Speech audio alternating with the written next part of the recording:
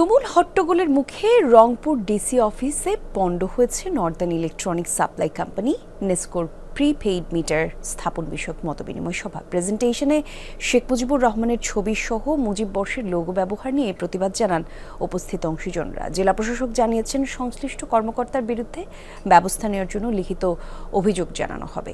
সমাধান না হওয়া পর্যন্ত রংপুরে বন্ধ থাকবে প্রিপেইড মিটার স্থাপনের কার্যক্রম। মেঘনা গ্রুপ অফ ইন্ডাস্ট্রিজ, বাংলাদেশের অগ্রযাত্রায় মানুষের আস্থায়।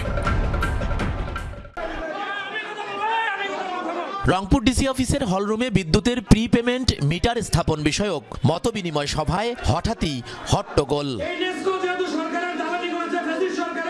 সভায় প্রেজেন্টেশন দিচ্ছিলেন প্রকল্পের নির্বাহী প্রকৌশলী সাইদুল মুরসালিন। স্ক্রিনে শেখ মুজিবুর রহমানের ছবিসহ মুজিববর্ষের লোগো সম্বলিত ছবি ভেসে উঠতেই প্রতিবাদে ফেটে পড়েন উপস্থিত সবাই। বন্ধ হয়ে যায় প্রেজেন্টেশন। নেসকো যে গত কয়েক বছরে দুর্নীতি করেছে প্রকল্পগুলো নিয়েছে, যে কর্মকর্তারা এখনো বহাল তবিয়তে আছে, তারাই আসলে মূলত এই ঘটনা ঘটিয়েছে যে এই বিভিন্ন একটি অরাজক পরিস্থিতি সৃষ্টি করার জন্য। নেসকোর যে চিফ ইঞ্জিনিয়ার, তিনি হচ্ছে এই ফেসিস্ট আমলের নিয়োগপ্রাপ্ত। আমাদের কাছে এমন তথ্য আছে যে উনি 10 নম্বর থেকে 1 নম্বরে এসে নিয়োগ পেয়েছে। আজকের যে সভায় যে অনাকাঙ্ক্ষিত পরিস্থিতি হলো, এর জন্য যারা দায়ী তাদেরকে চিহ্নিত করে বিচার করতে হবে। পাশাপাশি রংপুরে প্রিপেড মিটারের কোনো প্রকল্প হবে না।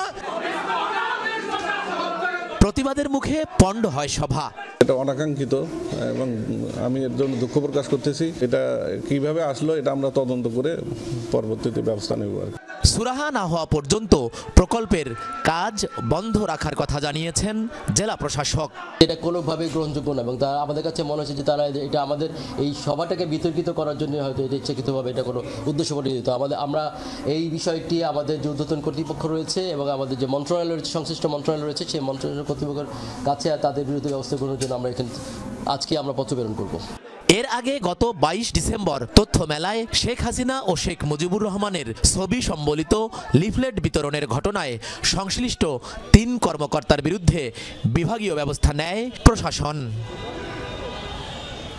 সরকার মাঝারুল মান্নান, যমুনা নিউজ, রংপুর।